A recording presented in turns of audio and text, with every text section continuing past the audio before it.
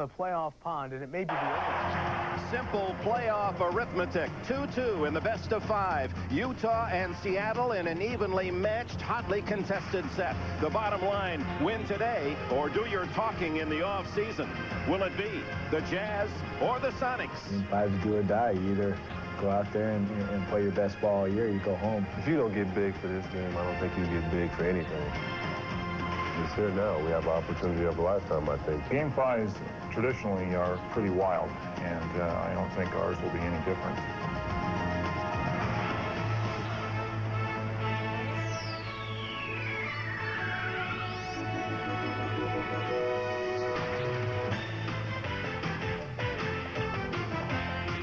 This is the NBA on NBC. The 1993 NBA playoffs. Today, it's the Utah Jazz versus the Seattle Supersonics. The Seattle Coliseum, 14,000 strong, sold out. A madhouse. It's the way Coach George Karl of the Sonics wants it. Crazy. He wants his team to play crazy. And this town, of course, has that kind of affection for the Sonics, who go for Game 5 as they endeavor to advance into the semifinals. The team that wins today will meet the Houston Rockets. The Rockets behind Olajuwon survived the Clippers rally. They move to the semifinals. The matchup then will be Houston against either of the two teams you'll see today. Hello, everyone, and welcome to the Emerald City. I'm Dick Enberg, along with a veteran of taking his Jazz to the playoffs each of those 5 years. Made it to the Western Finals last year, eliminated by Portland. For Seattle, Gary Payton, a tough defender. Ricky Pierce, the veteran, the assassin, he can shoot it. On the front line, Derek McKee, full-court player. Cotton Fitzsimmons says, watch him. Sean Kemp is their budding superstar, only 23 in his 4th year. And in the post for Seattle, Sam Perkins will start, acquired from the Los Angeles Lakers at mid-season. George Karl. I asked him whether or not if his team plays crazy, that'll delight him. Does the coach have to be crazy too? He says, well, it helps to be part of the asylum. He said, that's the way we are here. George Karl is part of the asylum. He causes most of the craziness. And a terrific coach as well, but a unique personality. The first to admit it. Played for Dean Smith at North Carolina. He's learned his way emotionally in the NBA. First trip in here, maybe a little overconfident and cocky, and took a few spankings and went away and came back a more mature man. He certainly does a nice job of coaching. We're going to see a lot of different defenses thrown out there today by George Karl and the Supersonics to take the ball out of John Stockton's hands. But again, the underlying current of this series, if Utah can play a half-court game, slow it down, they win. If Seattle is allowed to run up-tempo, then it'll be the Sonics moving on against Houston.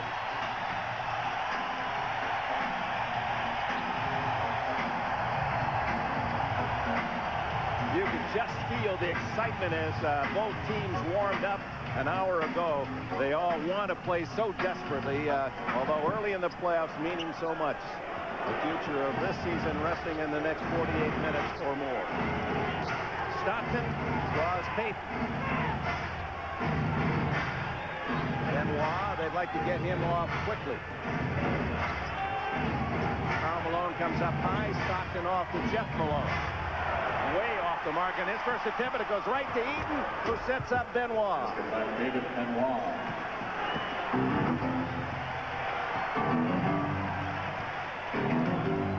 Perkins outside for Seattle, with Payton cutting through.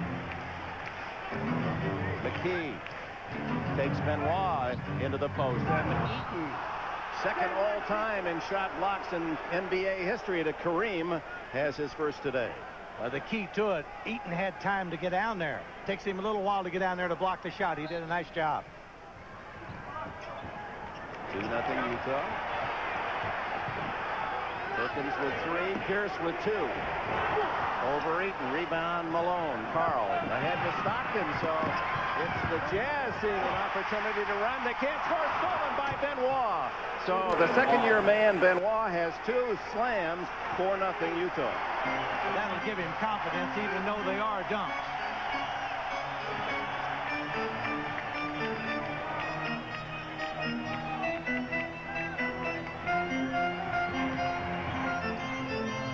Payton for 2. The former Oregon State All-America makes it 4-2 Utah.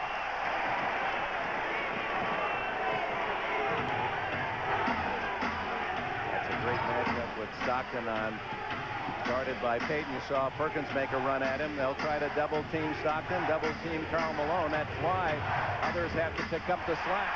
Perkins rebounds Stockton, second miss. Look at that up-tempo. Quickly into the offensive end. Perkins, he likes the 3. Too long. Karl Malone loses it. Pierce bats it to Kemp. Perkins, another 3. Seattle has its first lead.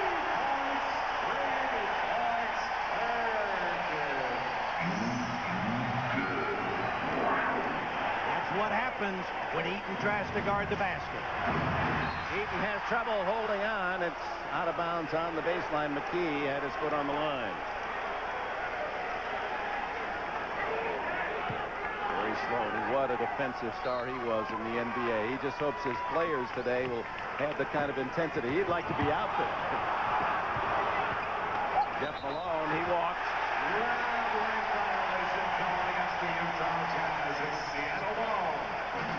Seattle on offense, leading 5-4. Just started at the Coliseum in Seattle, Washington. Houston defeated the Clippers 84-80 to advance to the semis in the West. Out of bounds to Utah. And the West, Cotton Fitzsimmons, so contentious. I mean, 4 of the matchups out here, 3 go to game 5, and the 4th, San Antonio had to go to overtime to win it in 4. Karl Malone's first shot down the bottom of the barrel. That was important for Karl Malone to get that first shot down outside.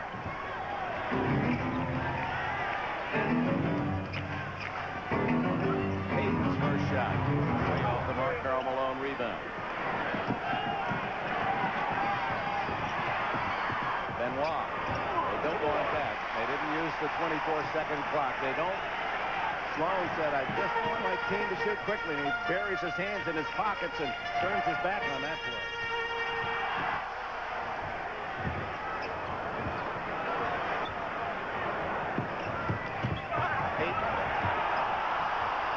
Perkins blocked by Eaton. That's his second. Utah with the ball in a 6-5 lead. Eaton, and he is fouled. Malone has gotten much better at being able to pass the basketball off. Eaton all over the place today defensively, knocking the ball away. And the Jazz have been a little surprising by pushing the ball down the court a little quicker than Jerry Sloan would like. That wasn't by design then. It wasn't as if Sloan said, we're going to slow it down, and then really all along wanting him to run. And one of the other things that the Seattle Supersonics want to do, they want to make sure that John Stockton stays busy on defense so he can help out everybody else. Eaton gets 1 out of 2, and it's a 7-5 game. 4th rebound for Sam Perkins.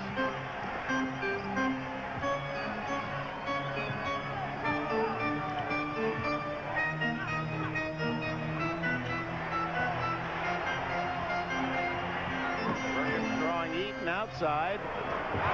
And Perkins has 5. It's tied at 7.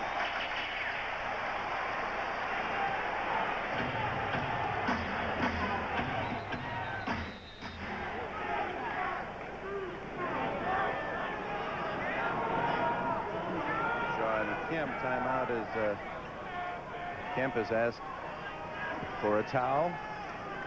He might have got a scratch on the leg, and they're cleaning it up. You know, it's very difficult for Eaton to guard the basket and also guard the perimeter shooter. That's why Perkins is in there in place of Case. Perkins with a little bruise on the left leg. Blake bleeding, and of course normally they make you come out of the game until that is stopped. Apparently not serious enough for that to be invoked. Benoit misses. McKee rebounds.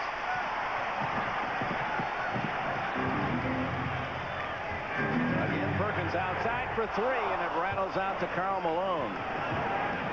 Tied at 7. Nearly 5 minutes gone in this opening quarter.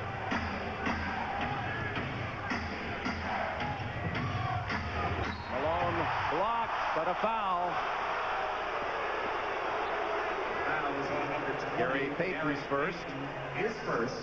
That's the second team foul. I'm sure the Sonics did not want a foul on the play. They just wanted to make it difficult for him to get his shot off, as they have in the entire series, because Jeff Malone is an outstanding free throw shooter. Malone shooting 85% on the year, the best of the Jazz. And another thing a made free throw will do for a shooter, it'll give him confidence on his next field goal. And you can see Jeff Malone at 44% in the playoffs, well below his season average of almost 50%.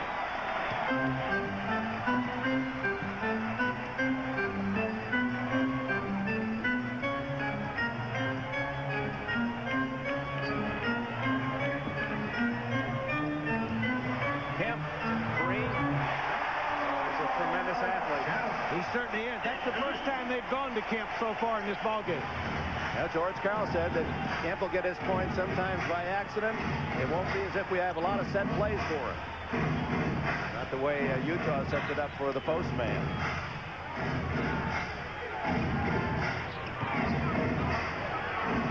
Stockton for 3. There's Karl Malone. Tied at 9. Sonics on the run, and it's Ricky Pierce. Rebound Eaton.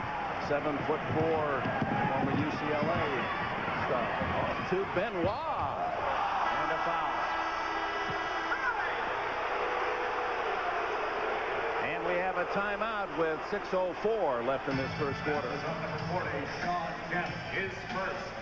Third team. You see Sean Kemp Seattle. working for his 2 points. And at this commercial break, The Sonics would like to play Safeway. 9-all. Utah, Seattle. Basketball and An NBA playoff triple header, NBC Sunday. It wasn't easy growing up.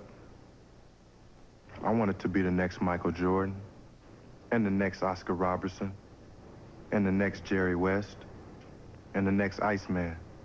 But I couldn't make up my mind which next I wanted to be. So I became the first Harold Miner. And as you can see, that's not too easy either. He asked him why the differential, and he pointed out that home is for the young guys. Our young guys play better at home, and I think my role is lessened when we play at home. But when we go on the road, I step up a little bit more because the pressure is a little bit tougher, and I feel as a veteran I need to step up to maybe show some example and show some leadership. And that's why Ricky Pierce and I have basically been bigger scorers on the road than we have been at home. And I expect my young guys to come out and play well tomorrow, and hopefully all I need to score is 8 to 10 points, and we win the ball game. Talking with Eddie Johnson yesterday, it is interesting that the veteran recognizing that it's tougher for the young players away from home. It is a lot tougher for the young players away from home. But don't kid yourself for 1 minute. If you don't think Eddie Johnson's going to try to step up in Game 5, you don't know anything about Eddie Johnson. He's not going to be happy with 8 or 10. Not at all. He wants to win this series. Benoit misses the front end of his 2. And misses both. 9-all, midpoint of the opening quarter. Perkins continues to clean the glass for Seattle with 5 rebounds.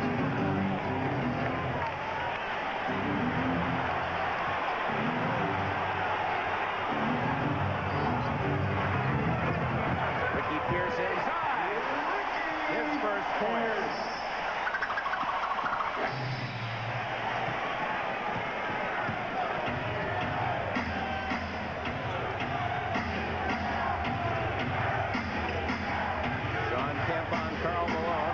Perkins runs at him. Jeff Malone. Traveled, no basket. Jake O'Donnell with a call. And what it was the big arms of Derek McKee again bothering Malone and caused him to shuffle his feet.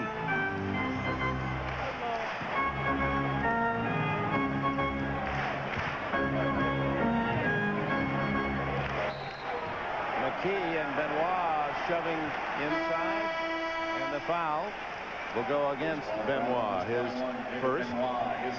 And the first substitution, Jerry Sloan sends in the veteran Jay Humphreys, acquired from the Bucks in the offseason. He goes in for John Stockton. Stockton in an automobile accident on Monday and a lot of bumps and bruises. Felt he was fortunate that was all that happened. Stolen by Benoit to Humphreys, who averaged just under 9 a game in the regular season and hits his first shot. Ties it at 11. Jay Humphreys likes to score as a point guard more so than John Stockton. You'd like to see Stockton shoot more? Yes, I certainly would.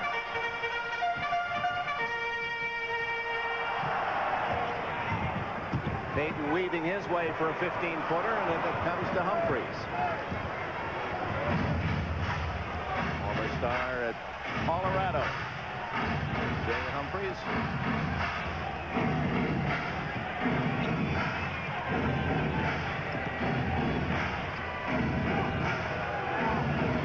Shot clock, and Karl Malone hits the 17-footer, and Utah back in front by a bucket.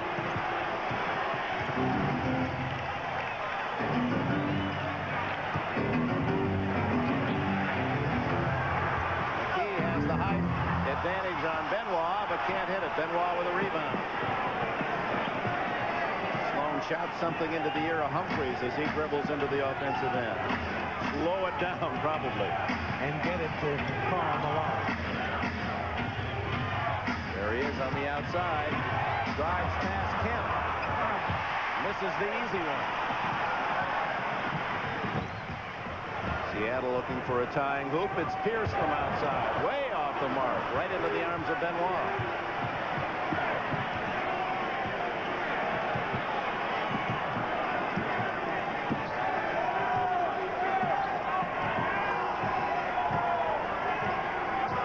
Under 40%. That's been the playoff pattern throughout the NBA. Humphreys for a three, and Utah builds its lead to 5, the biggest enjoyed by either team.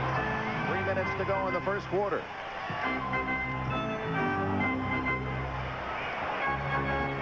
Perkins around Eaton. Boy, not only cold, but some of the shots not even close. And it's really messing up George Karl's game plan. He wants them to run, but you do have to make a shot every now and then. 2.5 to go in the first quarter, and the home team with 11 points. Jeff Malone not there, but Perkins is with his 6th board. Kemp has hardly touched the ball in the quarter. 1 shot.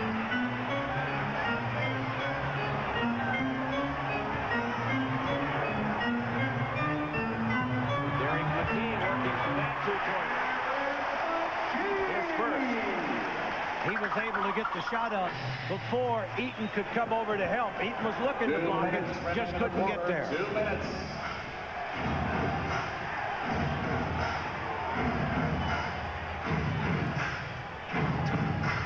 Malone inside, and Sam Perkins, his left shoelace untied. In fact, he's about to lose the shoe. It's come so loose on that left foot. Must be tough for him to play. He's going to walk right out of that shoe.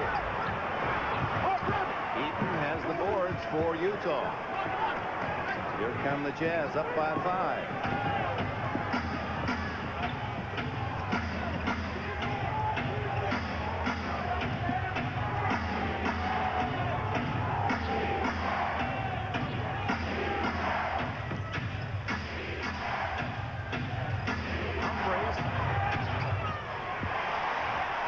Pierce.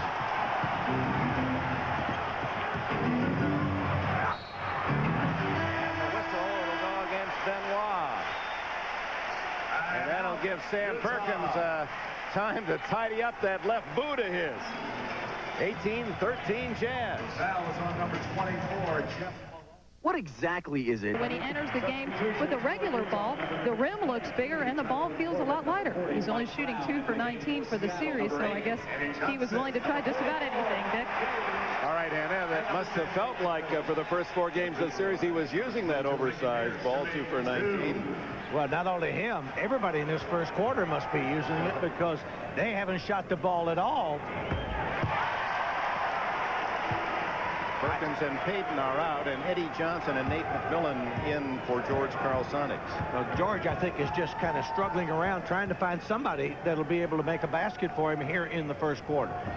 Ricky Pierce, one of the game's fine free throw shooters, cuts the Utah lead to 3 with a minute to go in this first quarter. Mike Brown in for Utah. And Ty Corbin also makes his first appearance for the Jazz. Malone outside. Comes all the way out to Pierce. Seattle in this quarter without a transition basket or fast break basket, and that's not the way George Karl had it written. But it's been to the tempo of Sloan and Utah. Michael Cage in for the first time. Johnson.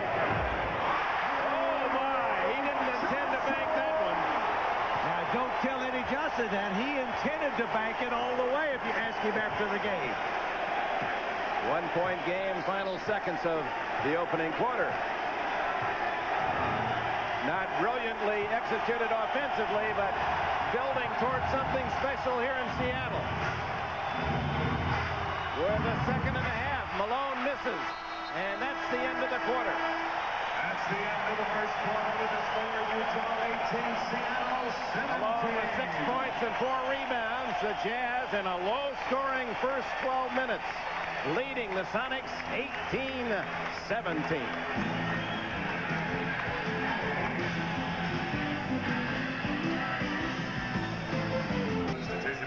Back at the Coliseum in Seattle, where the Jazz lead 18-17. Opening the second quarter, Dick Enberg with Cotton Fitzsimmons. Magic Johnson off playing with the All-Stars in one of the world's great countries, Finland. Pierce. That was to take the lead for Seattle. Mike Brown off to John Stockton. Stockton returning, so it's Humphries, Stockton, Brown, Karl Malone, and Ty Corbin for Utah on offense. McKee, Pierce, Johnson, McMillan, and Cage for Seattle. Wide open is Humphries. Eddie Johnson can't control. Out of bounds to Utah. They have to hit those shots when they double-team Karl Malone, Humphries, Jeff Malone. They have to make those shots. Look at the difference. Regular season, 2 high-scoring teams, Utah, Seattle. Minus 20 points for Utah, minus 19 on the average for Seattle in the playoffs. Of course, that's the pattern throughout the league, but perhaps not that dramatic. Everybody gets conservative. Players, coaches, and even referees get conservative about blowing the whistle. Nice feed to Humphries from Karl Malone, but he can't hit. Here comes a chance for the fast break basket. And denied by Karl Malone, who wanted to block. He certainly did.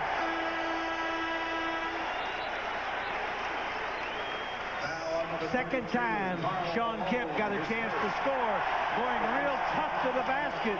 Malone trailing it, thought he had nothing but ball, but the officials just wouldn't agree with it. First foul on the postman. The mailman. The game for Seattle is number 31, Derek McKee. Tied at 18 as Kemp now with 3 points. But either team wants to move it on the scoreboard. That's right. This is the second quarter tied at 18.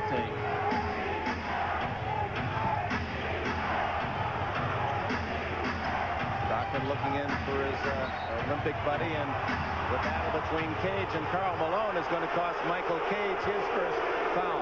And I really do, as a coach, have a hard time determining what is a foul and what's not, because they really go at it here. They're going back and forth, back and forth. I don't know what determines when the official blows the whistle. Both men using their hands, and of course the one rule they lean on is that the defender has both hands in the back. They'll whistle it, but that one a tough one to call.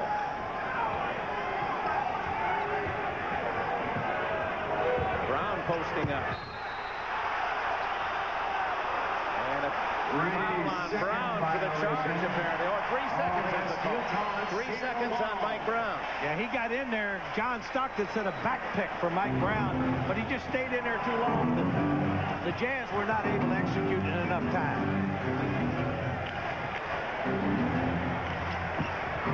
Stolen by Stockton, who led the lead. To Seattle. You really had to like Kemp that time. Stockton made the steal, but Sean Kemp wouldn't give up on it. He just stayed with it, dove on the floor, came out with that basketball, would not give up. You like that in a young player. David Benoit back in for Utah. Humphreys out. Eddie Johnson. Rebound Corbin. Stockton breaking through. Rejected by Johnson.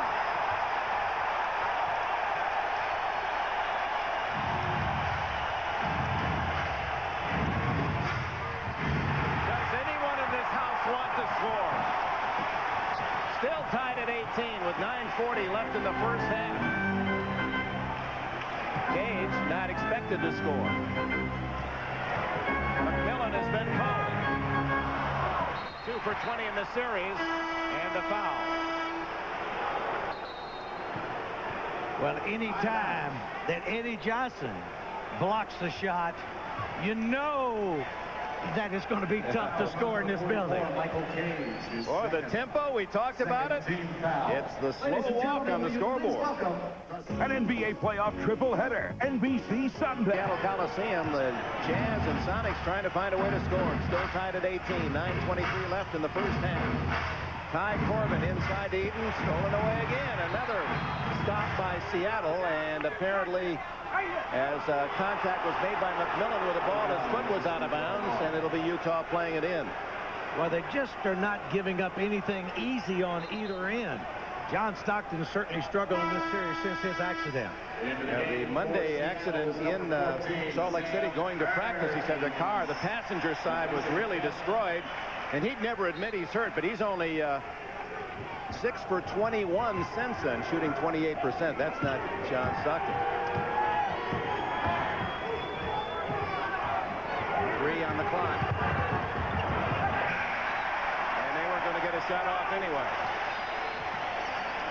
24-second violation. That guy again, Derek McKee, guarding John Stockton, making it difficult for him to drive to the hoop and to pass it off. This is Bob Costas' kind of game, a pitching duel. He likes those low-scoring games. 1 point scored by either team, and another miss as McMillan can't get one to drop. Just one free throw scored by Seattle in this quarter to tie it at 18. Stockton gets the foul, his first, and McMillan at the line. But Jerry Sloan probably still happy, even though it's 18-18. His team's not making any shots, but he's keeping the Sonics from making a lot. He wants this to be, what, a fourth quarter game? He wants to have a chance to win in the last 3 minutes of play with the two dream teamers on the court. McMillan hits them both, and Seattle has the lead at 20-18. Under 9 to go in the half.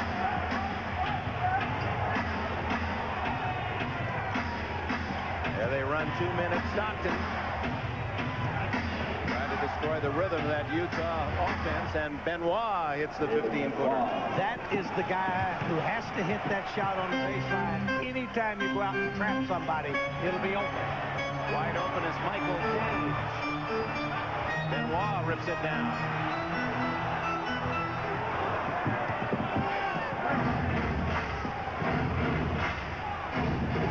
there's Derek McKee moving out, as you indicated early, Cotton, on Stockton on the ball, and then they run McMillan at him. That leaves Benoit open for 3, and he drains it. That's 5 points quickly from Benoit. Well, we said that those few dunks that he got might give him confidence, and Benoit starting to light it up. 9 points for Benoit, who failed to score in the last game. That's Eddie Johnson with 4. 23-22, Utah.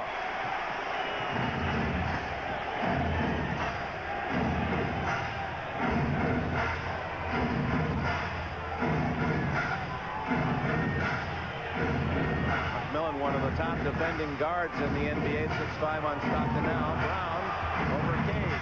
Tough 5-footer for Mike Brown for his first points of the game.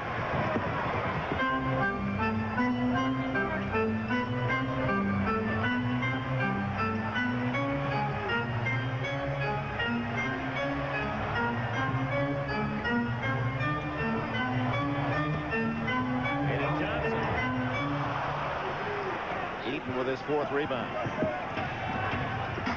Running down court with his tongue flapping, saying, "Give me the ball, I'm hot. I made my last one."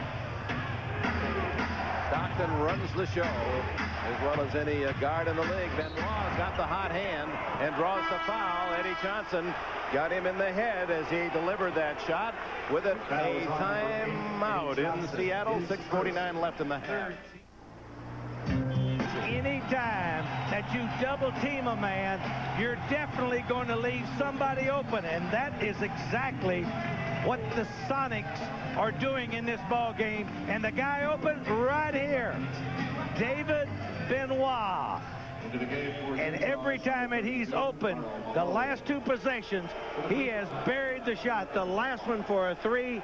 Maybe they found the key when they double team Stockton. See the up and down series for Benoit today with 9 to lead all scores, and he's at the line. 0 for 2. Gets his first free throw.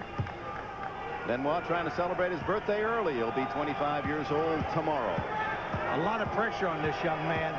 They made a trade, gave up Blue Edwards to make a spot for Benoit, so there is a lot of pressure on him. They lost some toughness, didn't they, when they let Edwards go to Milwaukee? They certainly did. Tough guy. Seattle 1 for 6 in the second quarter. Eddie Johnson partially blocked by Benoit. Taken down by Mike Brown, and here comes Stockton.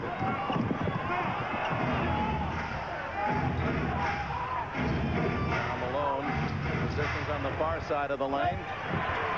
Mike, it's Corbin inside, keeping it alive and taken away by Nate McMillan.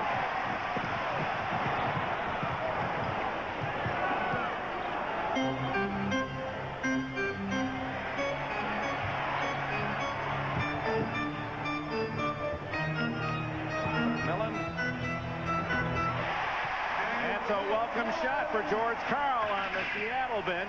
4 points for McMillan. Yeah, anytime a guy is 2 for 20 and he hits one, it has to make him feel good also.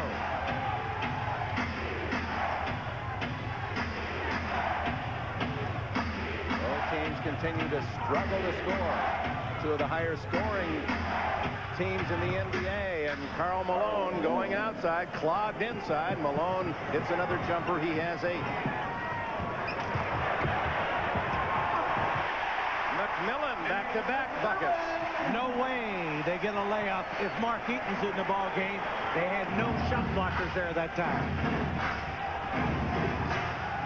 Utah by 3 with 5:15 left in the half.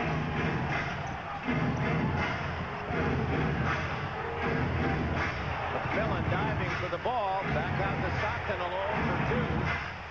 And John Stockton has his first basket. He's almost too unselfish, isn't he? He is too unselfish. Very seldom shoots unless his team needs it. McMillan for 2. Brown with a rebound. He says slow it down, and Stockton knows just what that pattern is. Looks over at Sloan, who gives the signal.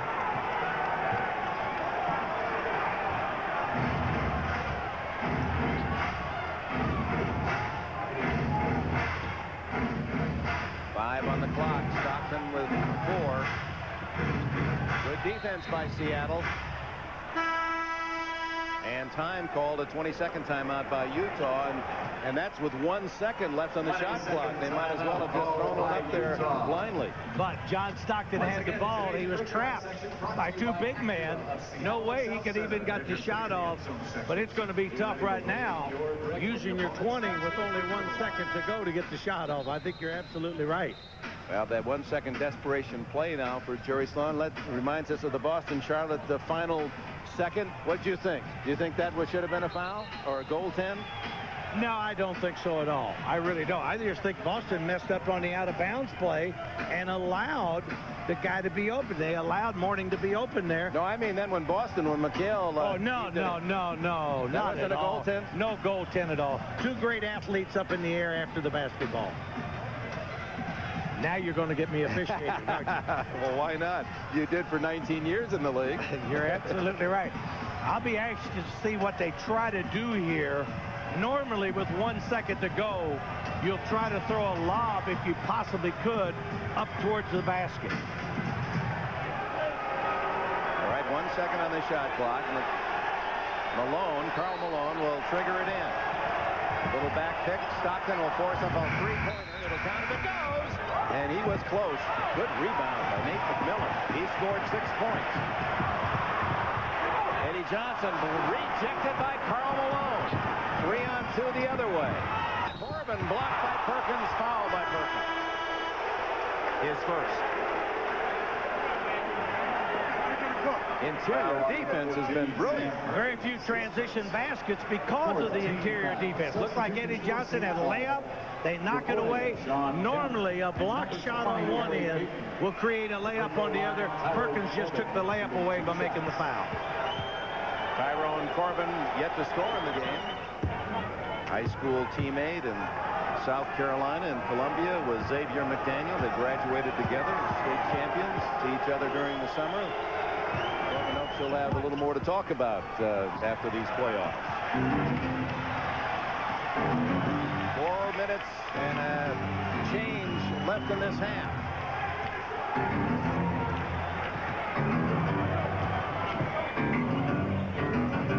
Eddie Johnson for two. Rebound Karl Malone, and Seattle at home with only 26 points in nearly a half. A team that was in the top 5 scoring, the 5th best scoring team in the league, 108 plus points per game during the regular year. Corbin jamming his way in. Rebound Perkins. Very big.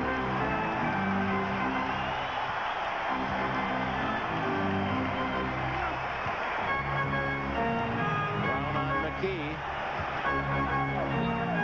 Johnson throws it up there and hits. The veteran from Illinois now has 6. Both teams seem to be relying on the outshot. Sean Kemp has not had the ball enough in the paint to see whether he could score or not. He only touched it about 3 times offensively in the whole half.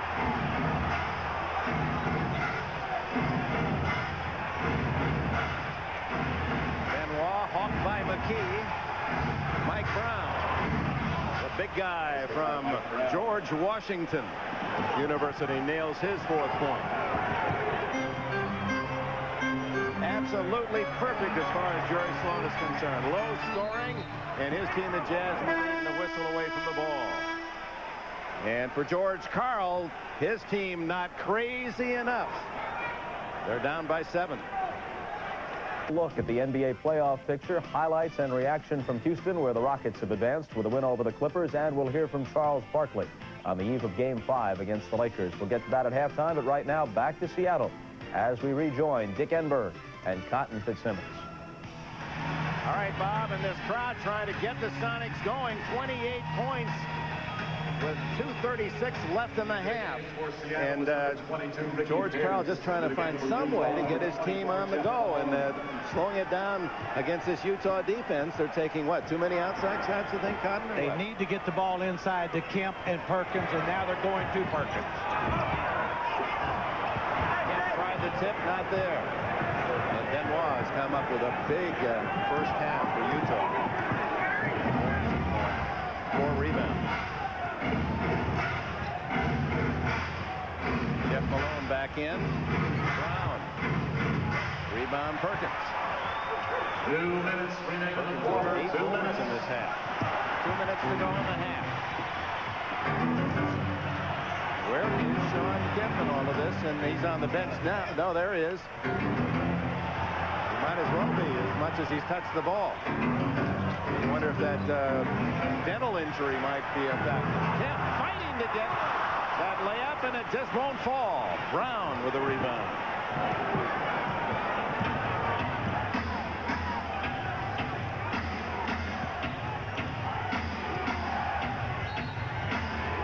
Whistle away from the ball as Jeff Malone and Ricky Pierce in a push and shove. Knowing Ricky Pierce like I do, I guarantee you he put the body on him. They finally get the ball inside to Kemp, and it just rolls in and out. Not many layups are made in these playoff series. Not many fouls are called. That's why the scores are in the 80s. Jeff Malone at the line for Utah. The Jazz with a 7-point lead with 1:25 to go. His only points today, Jeff Malone from the free throw line. And he finishes, and he's the best that Utah has. He's got 2 points today. One of the problems was he was open for the first time in the game. Can't even make the free throws.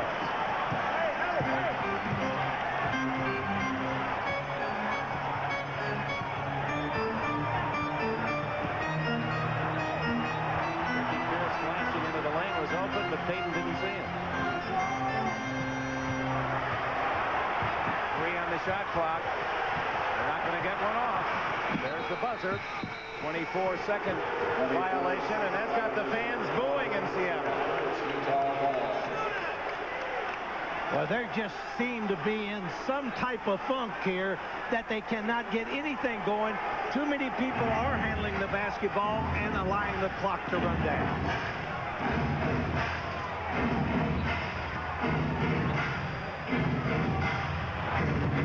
Hillman can't connect, but the follow, both Brown and Karl Malone there. Give it to Malone. He has 10. This by Seattle. Rebound Brown. He's come off the bench with 5 rebounds. 34 seconds left in the half. And Seattle working on a 60-point, if you multiply their effort in this first half, a 60-point game. Karl Malone. With 20 seconds left, Seattle will try to get at least something else. Benoit had a hand on it. Perkins having trouble finding the handle.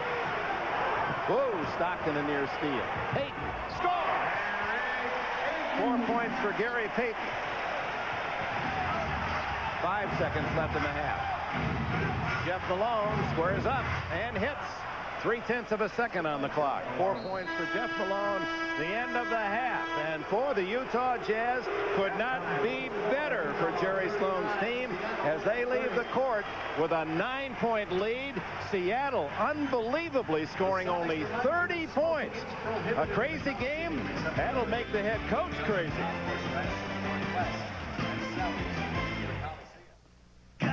Again for Seattle, McMillan and Johnson off the bench with only a half dozen. Seattle with 30 points scored less in a half than Michael Jordan averages in a game. McKee. Now, there you go. Take it to the basket. Caught it on the perimeter. Put it down with the left hand. Took it to the hoop. We'll see if there's some major strategy changes here at the start of the second half.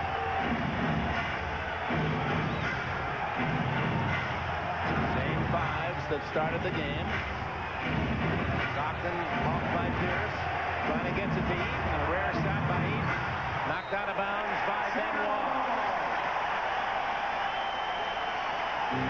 You can see Derek McKee going really strong, and Eaton was nowhere around to block it.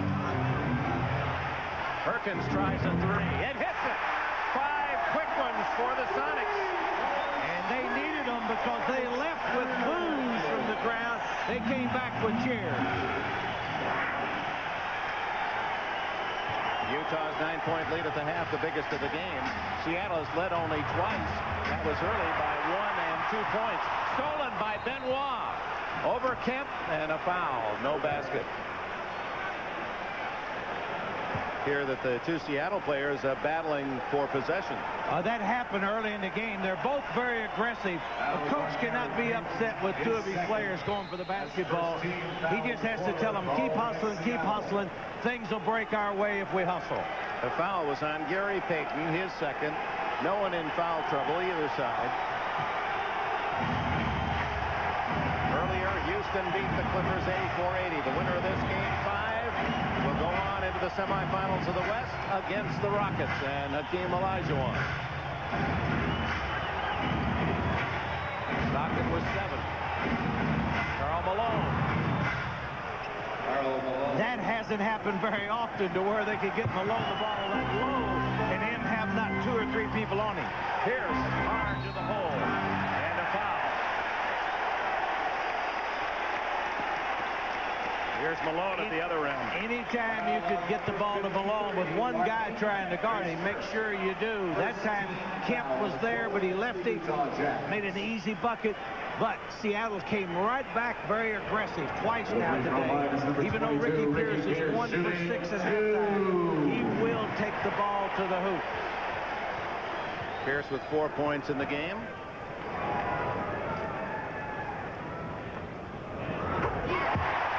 I noticed Bob Kloppenberg, their defensive specialist coach, over there flashing no signs today. He's trying to set his team right now in what he wants them to run. They're going to run a 2-fist defense. That sounds like boxing language. Pierce hits them both. It's a 4-point game.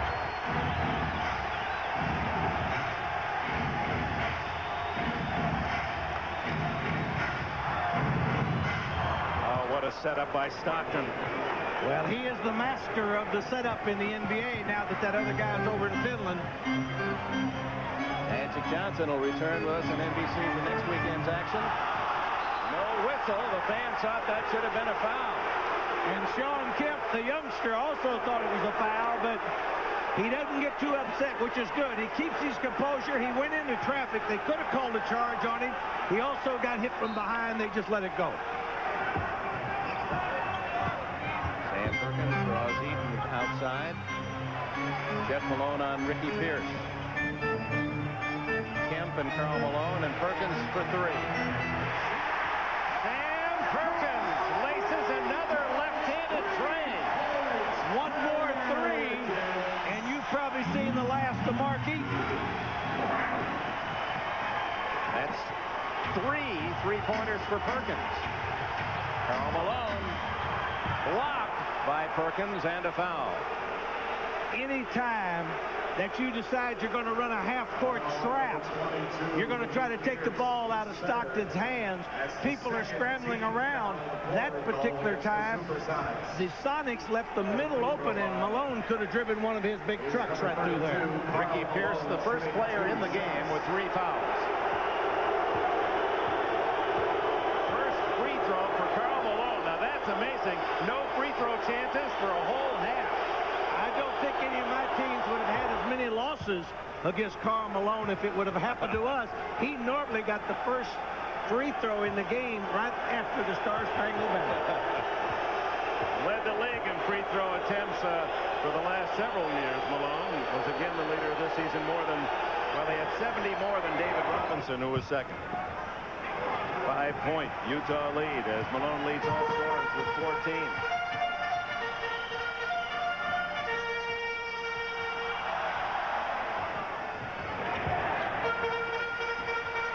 The pace in the early minutes of this second half, much more up-tempo. Seattle working harder for the shots. They really are. McKee, or that was Pierce with a hand in the face. Malone stripped away, but the ever-present Stockton gets it back. Traveling is the call. Stockton thought he was tackled. Let me just say this. This game is for men, not for youngsters, because there is a lot of contact. Malone goes up, loses his balance, battles hard on the floor for the ball. They come in, try to grab it away from him. Stockton dives in there, and they end up with the travel. But did you notice not a lot of complaining to the official? 45-40, Utah with the lead, Seattle with the ball. Very low number of turnovers. McKee finds Perkins for. He has a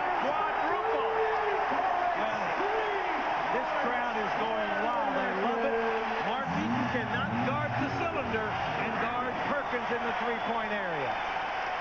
That gives Perkins 14 points in the game. Jeff Malone for 2.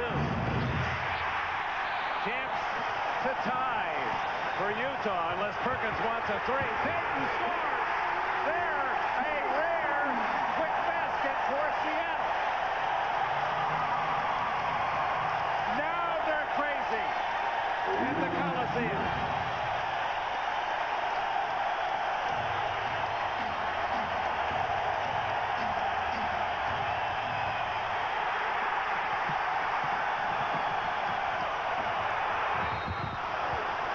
Payton on the break, setting up Kemp. Stockton with his second foul. That's the one that tied it. Well, Payton just took it coast to coast to get the layup. Then that time they were running extremely hard towards the basket. 3-on-2.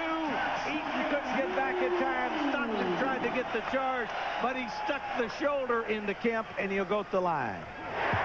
The first lead for Seattle since 5:40 had expired in the opening quarter. In this,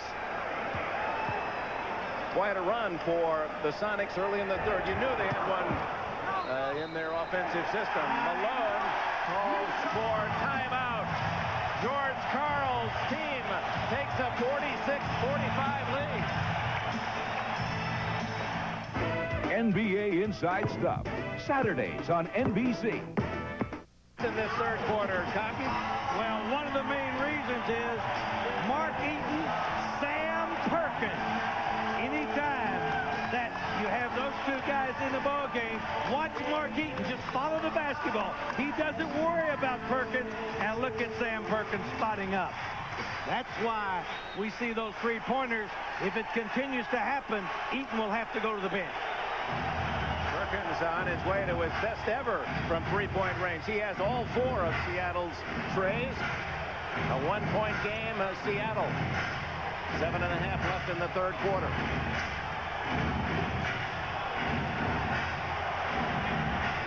Jeff Malone with 2 seconds. Benoit with a tip. Malone. Oh, Benoit didn't see it. It went off the back of Benoit's leg. Out of bounds to Seattle.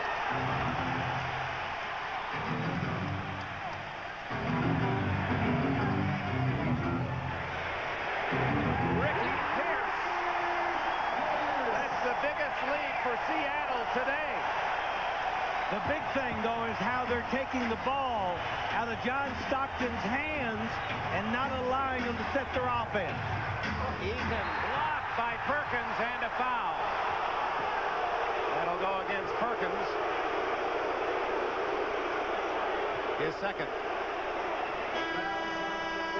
Well, Stockton that time was able to penetrate, made a beautiful pass, but they went up and got him on the arm. Eaton, it's tough to block his shot. He's so tall. Perkins much more animated in this series than the laid-back Laker that we saw in years past and in Dallas as well. Eaton trying to end an 8-0 run by Seattle. Misses the first. And again, I think the run started with the Seattle defense. The fact that they will not give the Jazz time enough to get to their basic set offense of trying to take the ball inside to Karl Malone.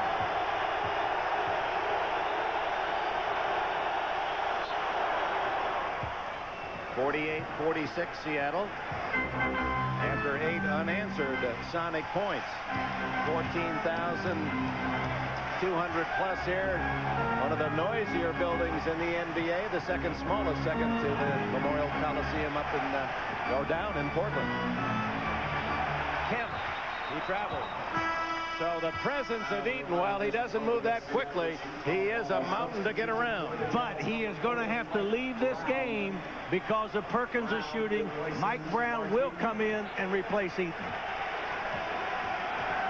Brown, who did a good job in the first half, especially on the boards. Utah looking to tie. Jay Humphries back in for the Jazz. Quick pass by Stockton. He and Malone just work like they're 2 and 1.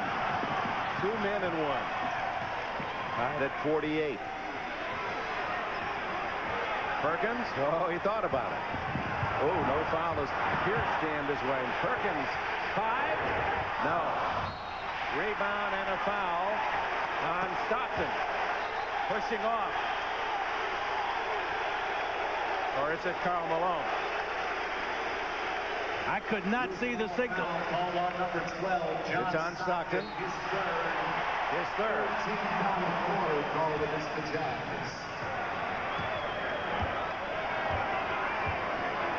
Less than 6 to go in the third quarter. Seattle, Utah tied the winner to get Houston in the semis of the West. One thing I've noticed is that Seattle is moving the ball much better. George Karl talked about that at halftime, how he wanted to see his team move the basketball better. More options, more opportunities to score. That's a 4th team foul on Utah in the quarter, as Humphries has his first personal. Pierce is 4 for 4 free throw shooting. Do you hex everybody when you say it? I wish I were that good. I can't even hex my 9-year-old.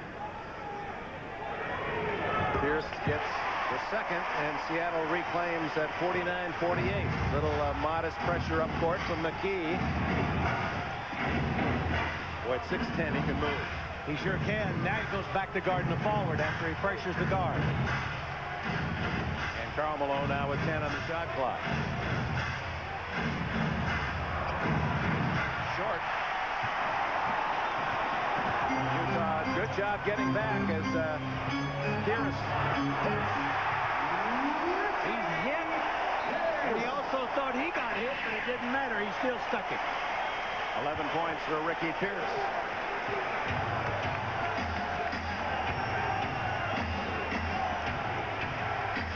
All right, Malone. Karl Malone starts high.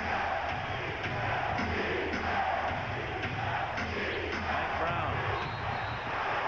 And the foul, and that was close to a 3-second violation on Brown again. He was camping out. Well, he got in the paint, and there was really no place else for him to go.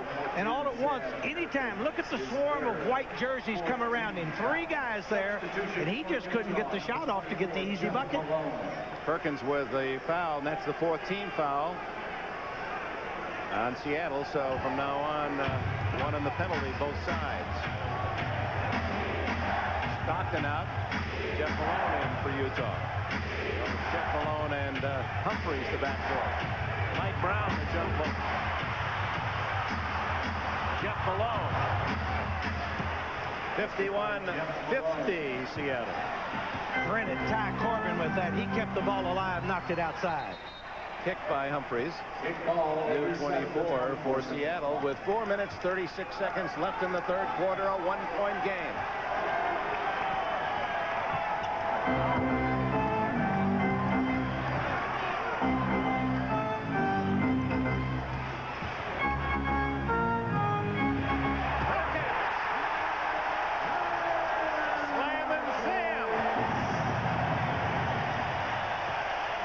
Kloppenberg told me before the game he didn't realize Sam Perkins was as good a player for the Lakers as he was until he got him here. The Lakers missed him. Jeff Malone with a quick trigger. So Jeff Malone back-to-back hoops. He has a... Meanwhile, Perkins, as Seattle comes in on offense, 16 points, 11 rebounds to lead Seattle in both categories. Gary Payton. Things are heating up. I think we're going to have a ball game now, a real basketball game with good shooting both teams.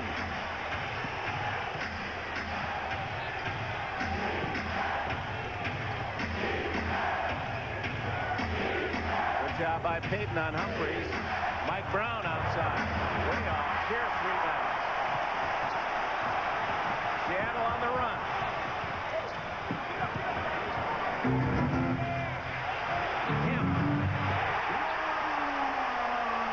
Biggest Sonics lead.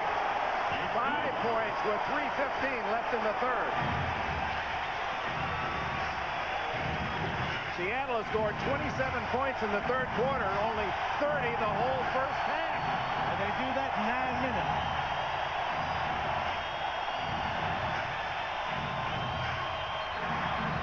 Jeff Malone saves it, but no basket. A foul called on Sean Kemp, I believe. Now it's going to be McKee in his first. He goes right in there for the bucket, uses his body. Even though Mike Brown bumped him, he was still able to knock it down.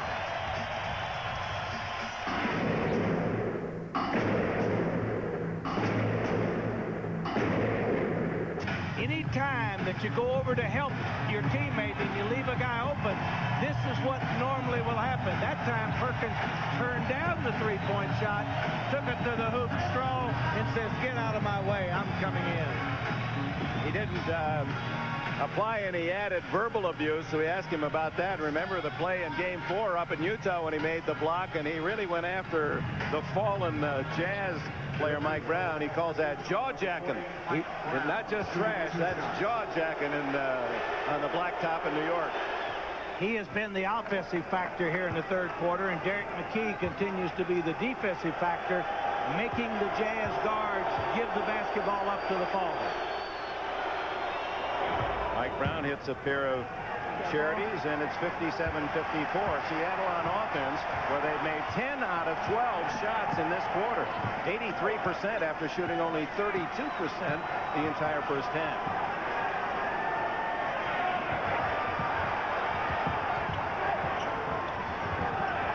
Payton gets inside, and he's fouled by Humphries.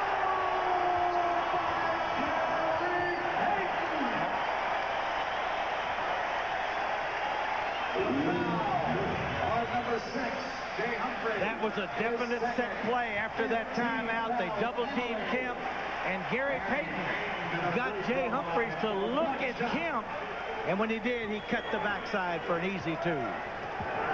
Payton looking for his 11th point. 6-point lead, the largest for the Sonics today. 2.5 to go. So they have equaled their entire first half total in 9.5 minutes of this quarter. Deflected to Humphries, and he throws it away. He saw Mike Brown open for an easy layup, but Mike Brown didn't see him.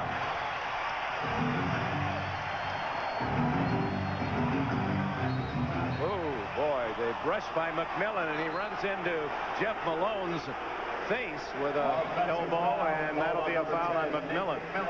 His first. They will let a lot of contact go on, but they will not let this type of stuff go on, where McMillan continued his movement, stuck his shoulder, and the shoulder went right into the mouth and nose of Jeff Malone. And now Ty Corbin, and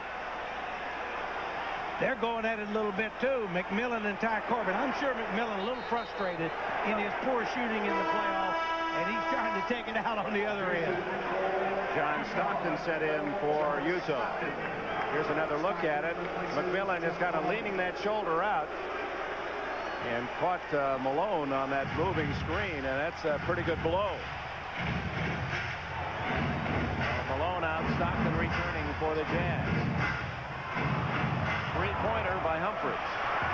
Perkins, that's a dozen rebounds to go with his 16 points.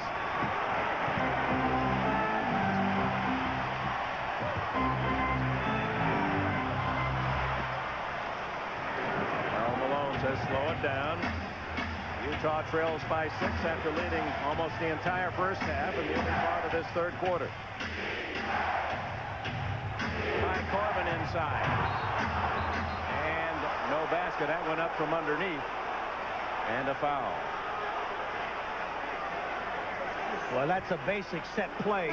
Normally, Ty Corbin, when he posts up low, will go up and set a back pick on Karl Malone. That time they fronted Ty Corbin. Stockton, being Stockton, saw it and just threw the long pass to it, and they had to foul him. Nate McMillan committing his second foul. Perkins goes out to a standing ovation.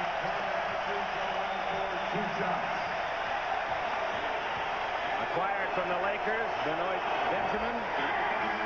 And the rights to young Doug Christie going to the Lakers in a midseason deal.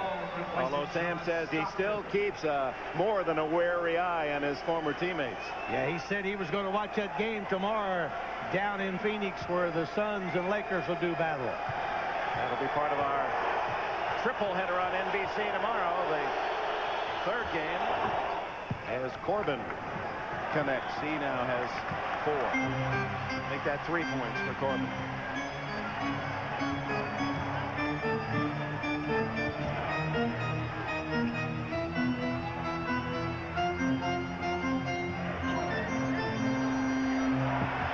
Kemp. Oh, what a quick move around Corbin.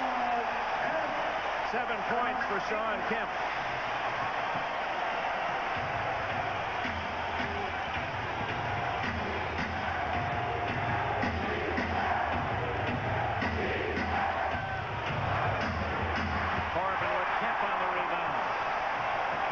Minute of this third quarter. McMillan, a 3, and for Seattle, this quarter has been a Sonics boom.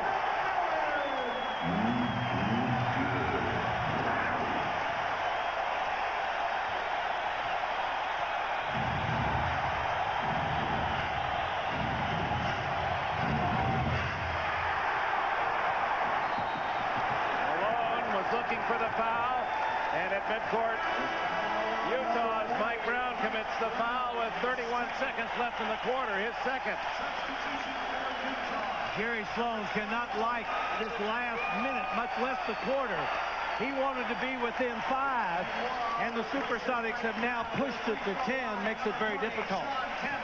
And Nate McMillan, who made that 3, has 9 points today. He had only 5 points in total in the series.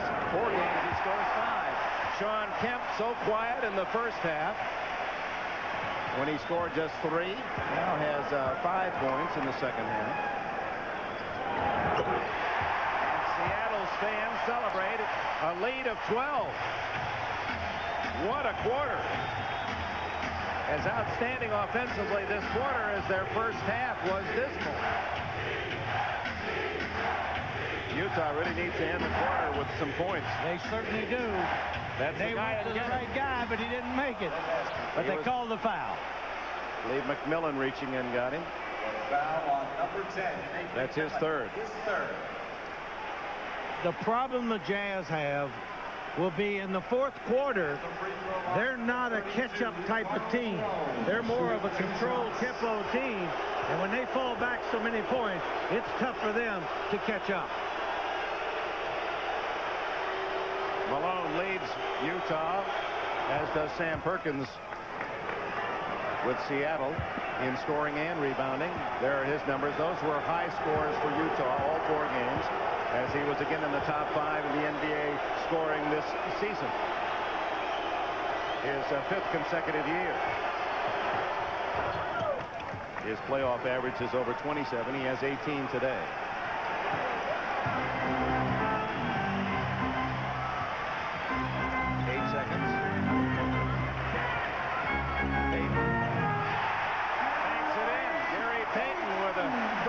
Points. Too late. The end of a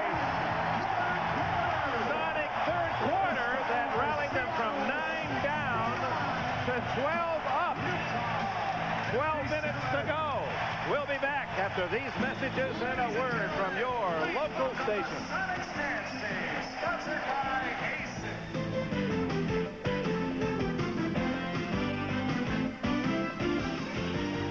tomorrow, noon Eastern, 9 here in the West. The Nets amazingly pushing Cleveland to Game 5 to advance. Charlotte and New York will start the semifinal round. Their first of best of 7, the second game, and our triple header concludes the Lakers, who won 2 in Phoenix. Phoenix won 2 in LA. Game 5 tomorrow to wrap it up. Amazing 82% shooting by Seattle in the third quarter. 31% for Utah. Humphries. Tipped by Benoit. Benoit. At the other end, Eddie Johnson is short, and Michael Cage rebounds. Johnson. Nate McMillan. No, that's Kemp. Sean Kemp hitting. He has 11. Good ball movement by the Supersonics in this second half, hitting the open man.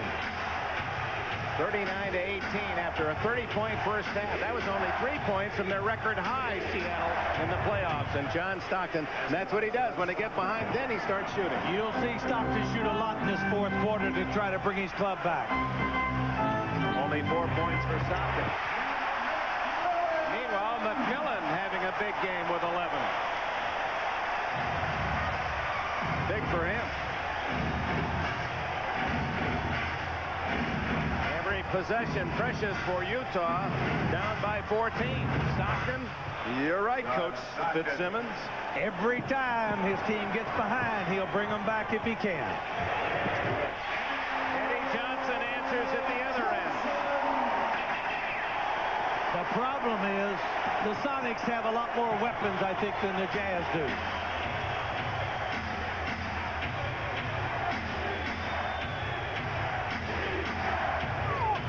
Karl Malone inside. He now leads all scores with 20.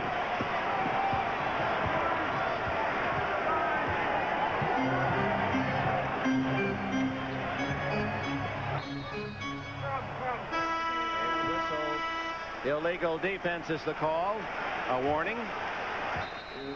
Corbin comes in. Well, you don't see Karl Malone get the ball in this game very much low without somebody doubling. He laid it in beautifully.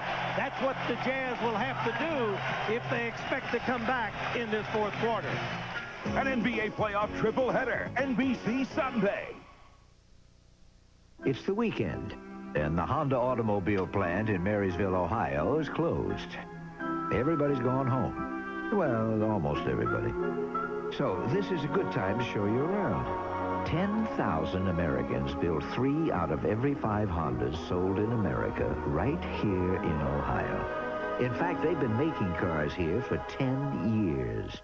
Well, we won't take up any more of your time. After all, it is the weekend. Sally Brown on the uneven bars.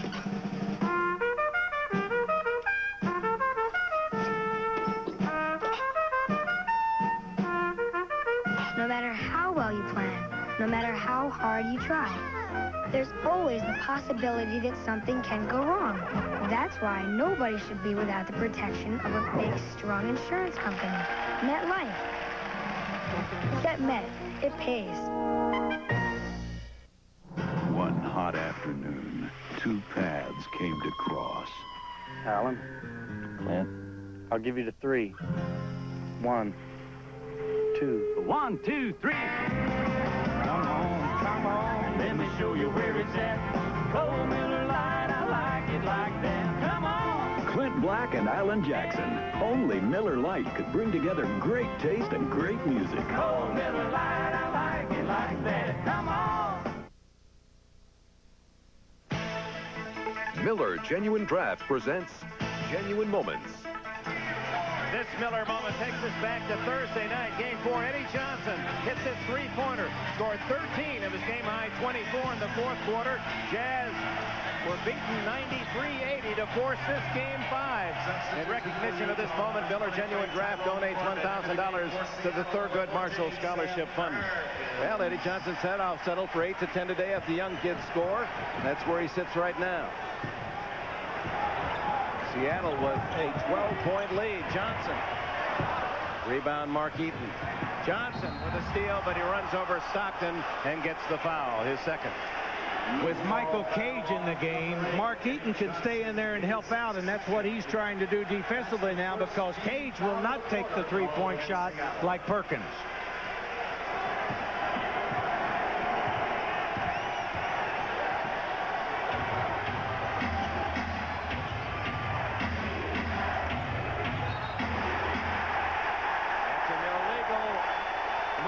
John Stockton pushing off for his 4th foul. Gary Payton can get under your skin, and it certainly upset Stockton that time. He just pushed him off.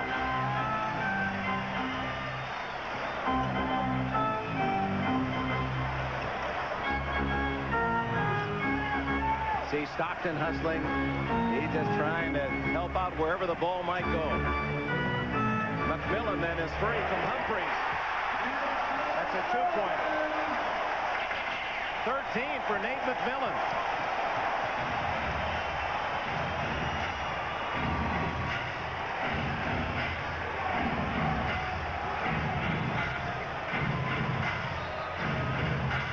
And Jerry Sloan jumping almost onto the court to yell at Jake O'Donnell.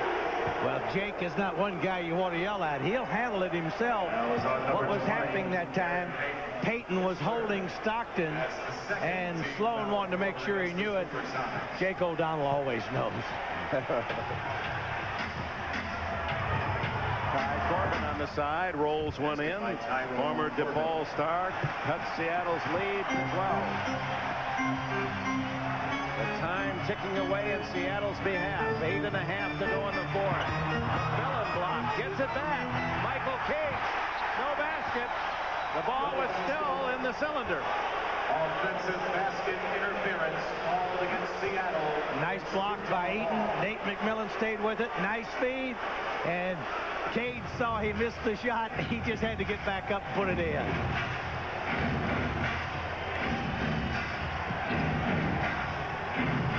Corbin. Rebound McMillan, the 6'5" guard from North Carolina State. Sam Perkins. Oh, a love affair with Sam going on this Saturday in Seattle. 18 for him. Timeout, Utah.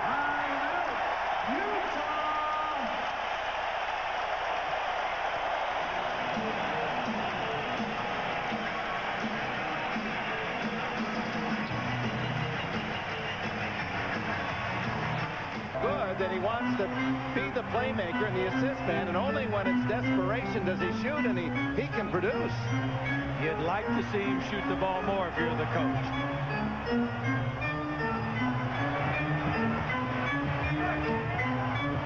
Tapped out by Cage, hit by Corbin. Corbin fouled on McMillan. That'll be 4 on McMillan. Good hustle that time, Ty Corbin. He stayed with it. Loose ball out on the court belongs to anybody, but Ty Corbin just wouldn't give it up. He wanted to stay with it all the way. That could have been anybody's basketball. You like to see a guy be aggressive, even though they had a defender back. He took it right to him and could go to the line. Corbin, a player you know well, so solid. You can almost write in about 12, 13 points a game, 6 or 7 rebounds. One of the biggest mistakes I've made in Phoenix, not protecting him during expansion. Lost him to Minnesota. Utah pulls within 9. Seattle had led by 14 here in the fourth quarter. Inside to Cage. Assist to Eddie Johnson. Michael Cage, his first points. Less than 7 minutes to go. Karl Malone. Short again. Perkins. 13 rebounds for Perkins. Eddie Johnson blocked by Malone. And a foul on Malone. No, they're going to call it goaltending. No foul. Give the points to Johnson. Jack Madden made the call from way out front. Obviously, Madden thought the ball touched the backboard, and it did touch the backboard, and Malone went and got it. Basket interference. 10 points for Eddie Johnson. Malone. And he'll get the call.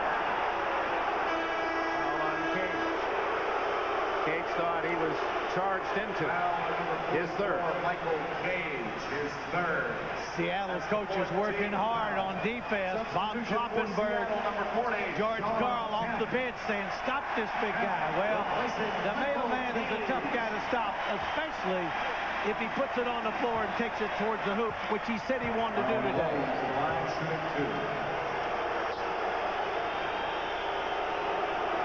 He's 4 for 4 from the line.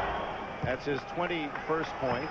11 rebounds, a typical top game for the mailman. All those youngsters out there that struggle at the free throw line, here's a good lesson. Karl Malone could not shoot the ball from the line when he came in the pros. He's outstanding now. Nice touch, 83-72, Seattle. Seattle down by 9 at the half, 39-30. played at a blistering pace in the second half. Gary Payton hits again. So Payton and McMillan have really sparked Seattle the second half. 15 for him, 13 for McMillan. Benoit for three. Look at Stockton in with the big guys. Rebound Kemp. 3-on-1 with Eaton back. McMillan. Great move by McMillan. He used the rim against Big Eaton so he couldn't block the shot. Timeout Utah. And they're starting to celebrate in Seattle. Good outlet pass by Sean Kemp to trigger that fast break. And then Nate McMillan really uses his head. No way he gets a layup on Eaton unless he goes up and under as he did. Beautiful. And the Sonics special cheering section salutes Seattle's biggest lead. And we rejoin Dick and Cotton. All right, Bob, and if Seattle's victorious, it will be the Rockets. And despite the fact Houston won the Midwest, Seattle had the better record, fourth best in the league, and they would host that series beginning on Monday night. The first two games will be Monday, Wednesday. With Utah, with 5:41 to go, looking for a hot hand, and Stockton saving a bad pass to Malone. Malone can't hit. Sean Kemp to Johnson, stolen by Jeff Malone, and George Karl didn't want that pass. Stockton for three. Right down the bottom of the well. Now, will the Supersonics try to slow it down, or will they continue to push like they did in the third? What would you do? I would push the ball and shoot it all the way. Payton does. Payton with 17, McMillan with 15 in the backcourt. They've outscored John Stockton and Jeff Malone by 12, 32-20. That's been key. Malone passes up the open 17-footer. Jeff Malone all alone for a 12-footer. That was so funny that time because the Sonics have been scrambling, covering up the paint so much that nobody went out to cover Karl Malone or Jeff Malone. Eddie Johnson strong. And that answers that question.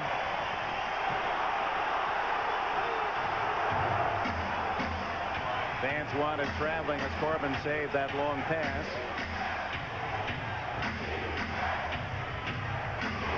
Karl Malone, his pass awry, and a foul by Stockton. His fifth. Number 12, John Stockton, his fifth. If you're choosing up sides, don't overlook the little guy. And John Stockton is one of many in this league that continue to be so important to the franchise. Well, if you're choosing this half, well, you figure when you shoot 42% and you're up by 9, you got to feel lucky. You shoot 41, and now you find yourself down by 14. And time running out on Utah's season. Foul outside on Corbin. His first. Stockton stays in there with 5. You got to keep him on the floor. You certainly do.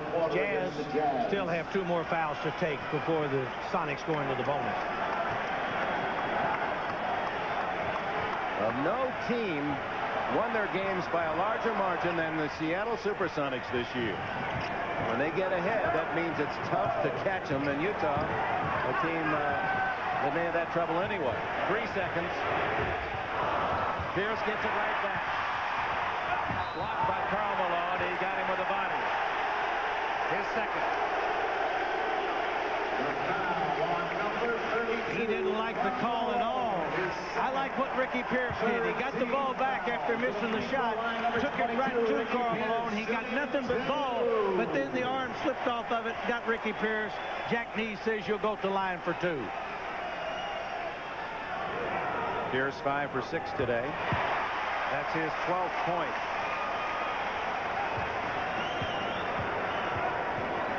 Now the Jazz battling now a 15-point lead and the clock 3:37. Kloppenberg still flashing those signs over there on defense all day long. I don't know what they mean, but they worked a lot better in the second half they did the first. Malone. Jeff Malone. In the previous 4 games, the winner unable to score 100.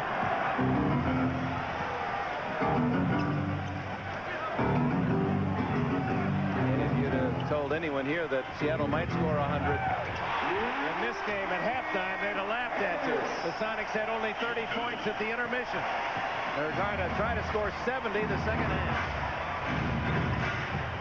Karl Malone. Karl Malone.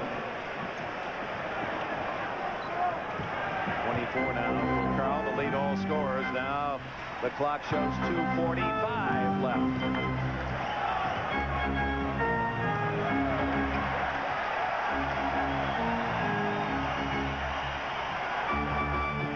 Payton with 6 on the clock. Rebound, Karl Malone to Stockton.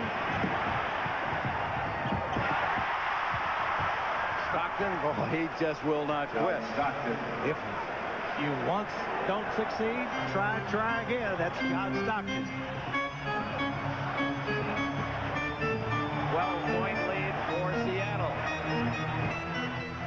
McKee can't tip it in. Corbin gets the rebound. 2 minutes remain in the quarter. 2 minutes. It's Malone with that high archer. That's a 10-point game. Less than 2 minutes to go. Stockton certainly moves the ball around. I believe Dick Enberg, you could hit the jumpers if you played for him. He'd set you up. I'd be too busy watching him. He is, every time you see John Stockton, you become more a fan of his. George Karl, an agonizing 1:58 left. 20-second timeout. That is a 20. The winner gets the Houston Rockets. You saw Carl James to a 20-second timeout. Now the hazards of a team coached to play crazy and to play a hurry-up game is this situation that now you don't want them to hurry. You don't want them to hurry. You want to use your clock a little bit, but you don't want to do like Portland did last night when they played San Antonio, run the clock all the way down and just have to take bad shots. That's where that 24-second rule that keeps the team behind always in the game. Seattle with 1:58 left and a 10-point advantage.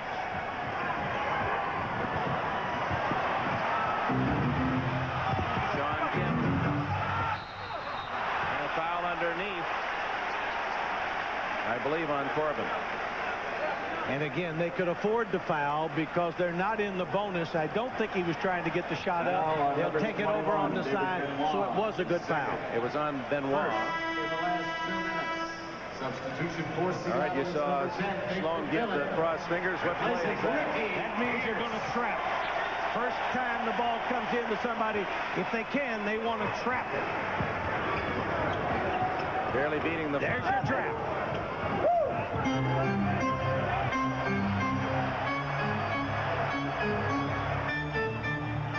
George Karl spread the floor. One of the Seattle stars, Perkins, along with McMillan and Payton in the backcourt. They're the ones that come up big. Payton again, way off the mark. Stockton tips it, goes right to McKee, and he is fouled. That was bad luck for Utah.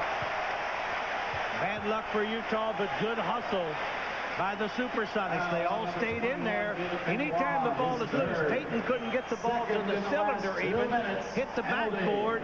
Ball was loose. The 24-second clock should have kept running. And finally, they had to foul it. They used 23 of the 24 seconds and get a free throw as well. McKee's first free throw. He has 5 points today.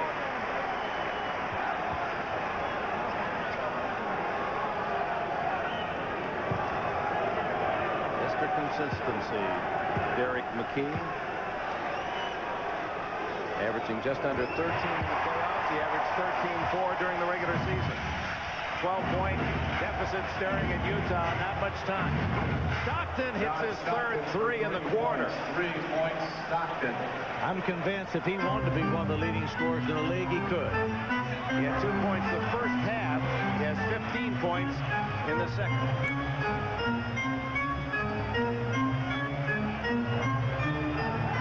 Almost half the foul here. Now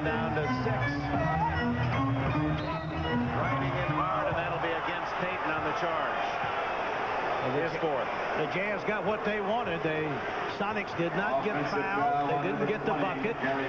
Payton taking it to the hole, time running out, and actually kicked Benoit a little bit. Last minute of play. The winner gets Houston in the next round. Malone left alone. And Stockton with another pretty assist. A 7-point game.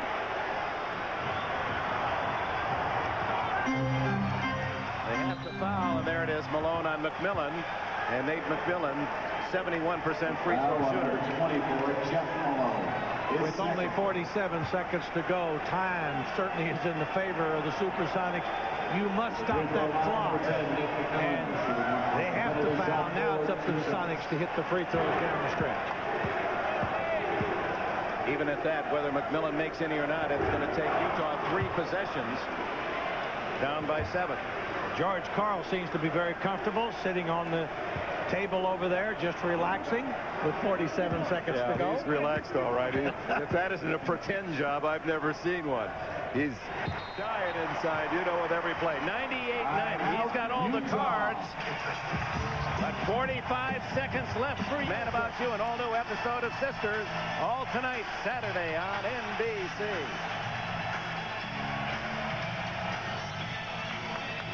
Well, it was raining baskets in the second half, and the Rain Man, Sean Kemp, part of that, but Sam Perkins has been the key. 45 seconds. Utah with the ball, down by 8. They needed 2 somewhere regardless, so the 3 isn't necessary, and Malone isn't close. That'll about do it. Good keep away by Seattle. And finally Malone, no, they still haven't whistled it, and Malone gets the foul, but they used 13 seconds before the whistle was blown. Sam Perkins, he has been a monster today. If he doesn't hit the threes in the third quarter, Mark Eaton then can stay in the basketball game, and the tempo might stay in Utah's favor rather than the Sonics. 4 for 6 from three-point range for Sam Perkins. The college freshman at Carolina when they lost to Indiana in the 81 NCAA finals, then in 82, the big prize for Dean Smith when they beat Georgetown. James Worthy, his teammate. He's a guy that we say is too smooth. He doesn't flash. He doesn't give you anything, and you wonder what he does. He just gets the job done. Looking for their 100th point. It would be Perkins' 20th today. A 70-point second half for the Sonics. Boom, boom, boom. They'll let Stockton go. Stockton with 19, all but 2 in the second half. Seattle can get ready for Monday night. The Houston Rockets will be in town for the first of the 7-game series. And so the 2 Western finalists last year, Portland and Utah, go out in the first round this year. A new guard in the NBA West, Sam Perkins, from LA to Seattle, and he beats Utah today.